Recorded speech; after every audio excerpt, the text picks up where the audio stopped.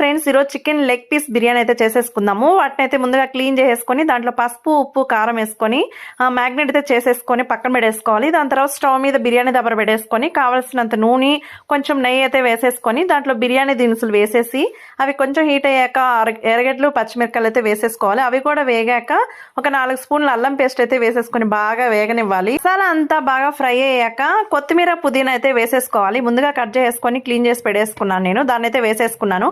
అది కూడా కాసేపు బాగా ఫ్రై అయ్యాక మ్యాగ్నేట్ చేసి పెట్టుకున్న చికెన్ అయితే వేసేసాను. ఈ లెగ్ పీస్ బిర్యానీలో అల్లం తెల్లగడ్డ పేస్ట్ తో పాటు ఈ బిర్యానీకి మంచి టేస్ట్ వచ్చే హోమ్ మేడ్ గరం మసాలా కూడా నేను వేసాను దీంట్లో. మసాలాలోని చికెన్ లెగ్ పీస్లు ఒక 60% కుక్ అయ్యాక దానికి కావాల్సిన ఎన్ని బియ్యం తీసుకున్నా అంతకి డబుల్ క్వాంటిటీ అనేది కొబ్బరి పాలు అయితే తీసుకొని యాడ్ చేశాను. అవి తెల్లాక రైస్ వేసుకొని అది దమ్ అయితే పెట్టేసుకున్నాను. ఒక 15 నిమిషాలు దమ్ లో పెట్టి ఆ తర్వాత దించేసుకుంటే బిర్యానీ అయితే రెడీ అయిపోతుంది. నేనైతే వేడివేడిగా ఉన్నప్పుడే కొంచెం అయితే వేసుకొని తినేస్తున్నాను.